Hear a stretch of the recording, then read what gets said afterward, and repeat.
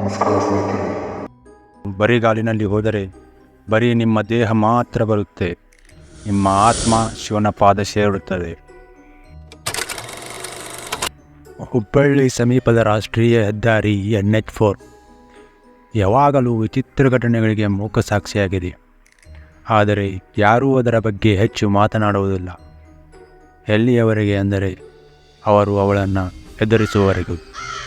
ನಾನು ಇವತ್ತು ಹೇಳ್ತಾ ಇರೋ ಕತೆ ರವಿ ಎಂಬ ವ್ಯಕ್ತಿ ಇದು. ಅವನು ಹೇಗೆ ಅವಳ ಸುಂದರವಾದ ಮುಖಕ್ಕೆ ಬೆಳಗಾಗಿ ಅವನಿಗೆ ಗಾಬರಿಯಲ್ಲಿ ಓಡಿದ ಎಂದು ತಿಳಿಯೋಣ. ಕತೆ ಶುರು ಮಾಡೋದಕ್ಕಿಂತ ಮೊದಲು ನಿಮ್ಮ ಗೆಳೆಯ ಯಾರು ನೈಟ್ ಡ್ರೈವ್ ಅಂತ ಓಡಾಟ ಮಾಡ್ತಾನೋ ಅವನಿಗೆ ಈ ವಿಡಿಯೋ ಶೇರ್ ಮಾಡಿ. ಯಾವನಿಗೆ ಗೊತ್ತು, ಒಂದಿನ ಈ ಸುಂದರಿ ಅವನಿಗೂ ಲಿಫ್ಟ್ ಕೇಳ್ಬೋದು. ಹಾಗೆ ಇಂಥವುದೇ ಥ್ರಿಲ್, ಹಾರರ್, ಹಿಸ್ಟಾರಿಕಲ್ ವಿಡಿಯೋಗಳಿಗಾಗಿ ನಮ್ಮ ಚಾನಲ್ನ ಸಬ್ಸ್ಕ್ರೈಬ್ ಮಾಡಿ. ಅಂದು ಅಮಾವಾಸ್ಯೆಯ ಕತ್ತಲು. ರವಿ ಬಹಳ ದಿನಗಳ ನಂತರ ಮನೆಗೆ ಹೋಗುತ್ತಿದ್ದ. ರಸ್ತೆಯು ಬಹುತೇಕ ನಿರ್ಜನವಾಗಿತ್ತು. ಅವನ ಕಾರಿನ ಇಂಜಿನ್ ಗುಂಗು ಹೆದ್ದಾರಿಯ ವಿಲಕ್ಷಣ ಮೌನದೊಂದಿಗೆ ಬೆರೆಯುತ್ತಿತ್ತು. ಅವನ ಹೆಡ್ಲೈಟ್ಗಳು ರಸ್ತೆಯ ಮೂಲಕ ಹಾದು ಅಂಕುಡೊಂಕಾದ ರಸ್ತೆ ಮತ್ತು ದೊಡ್ಡ ಮರಗಳು ಮಾತ್ರ ಕಾಣುತ್ತಿತ್ತು. ಆಗ ಎಲ್ಲಿಂದಲೋ ರಸ್ತೆ ಬದಿಯಲ್ಲಿ ಒಂದು ವಿಕೃತಿಯಾದ ಆಕಾರ ಕಂಡಿತು. ಅವನು ನೋಡಿದಾಗ ಅವಳು ಮಹಿಳೆಯಾಗಿದ್ದಳು. ಅವಳು ಅಲ್ಲೇ ನಿಂತಿದ್ದಳು. ಇಂತಹ ಅಮಾವಾಸ್ಯೆಯ ಕತ್ತಲಿನಲ್ಲಿ ಕೂಡ ಬೆಳದಿಂಗಳ ಮುಸುಕಾದ ಹೊಳಪಿನಲ್ಲಿ ಸ್ನಾನ ಮಾಡಿ ಸರಳವಾದ ಬಿಳಿ ಸೀರೆಯನ್ನು ಧರಿಸಿದ್ದಳು. ಅವಳ ಕೂದಲು ಬೆನ್ನಿಗೆ ತಾಕಿತ್ತು. ರವಿ ಅವಳ ಮುಖವನ್ನು ಗಮನಿಸಿದ. ಅದ್ಭುತವಾಗಿತ್ತು. ಲಿಫ್ಟ್ ಕೇಳುತ್ತಾ ಕೈ ಎತ್ತಿದಳು.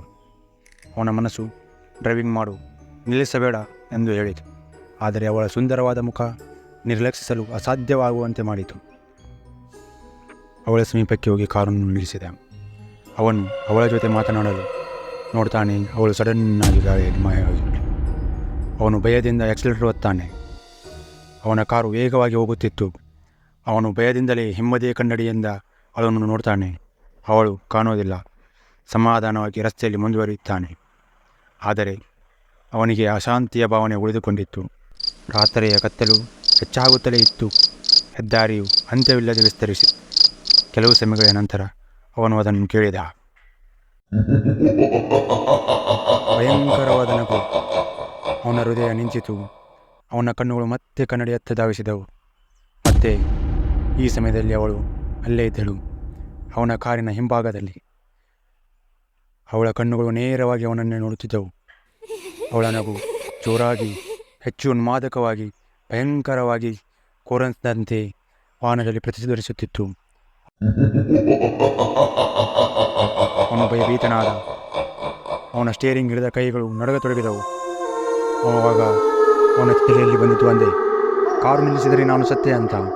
ಇದ್ದಕ್ಕಿದ್ದಂತೆ ಅವಳು ಮುಂದಕ್ಕೆ ಬಾಗಿ ಅವನ ಕಿವಿಯಲ್ಲಿ ತಣ್ಣನೆ ಉಸಿರಿನಲ್ಲಿ ಕಾರು ನಿಲ್ಲಿಸು ಎಂದು ಪಿಸುಗುಟ್ಟಿದಳು.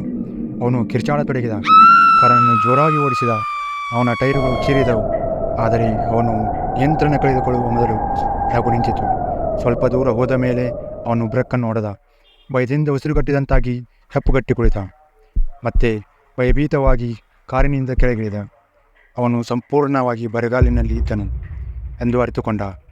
ಹೇಗೆ ಯಾವಾಗ ಅವಳ ಜೊತೆ ಅವನ ಪಾದರಕ್ಷೆಗಳು ಮಾಯವಾದವು ಎಂದು ಅವನು ಕಾಲಹರಣ ಮಾಡಲಿಲ್ಲ. ಅಲ್ಲಿಯೇ ಪಕ್ಕದಲ್ಲಿರುವ ಹೋಟೆಲಿನಲ್ಲಿ ತಂಗಿದ. ಬೆಳಗ್ಗೆ ಪ್ರಯಾಣ ಶುರು ಮಾಡಿದ. ಇಂದಿಗೂ ಸ್ಥಳೀಯರು NH4ನ ದೆವ್ವದ ಇರುವಿಕೆ ಬಗ್ಗೆ ಪ್ರಯಾಣಿಕರಿಗೆ ಎಚ್ಚರ ನೀಡುತ್ತಾರೆ. ನೀವು ಯಾರನ್ನು ನೋಡಿದರೂ ನಿಲ್ಲಿಸಬೇಡಿ ಎಂದು ಅವರು ಹೇಳುತ್ತಾರೆ. ಹಾಗೆ ನೀವು ರಾತ್ರಿ ಪ್ರಯಾಣ ಮಾಡುವಾಗ ಎಚ್ಚರ. ಯಾರಿಗೆ ಗೊತ್ತು, ಅವಳು ನಿಮ್ಮೊಂದಿಗೆ ಸವಾರಿ ಮಾಡಲು ನಿರ್ಧರಿಸಿರಬಹುದು. ಧನ್ಯವಾದ.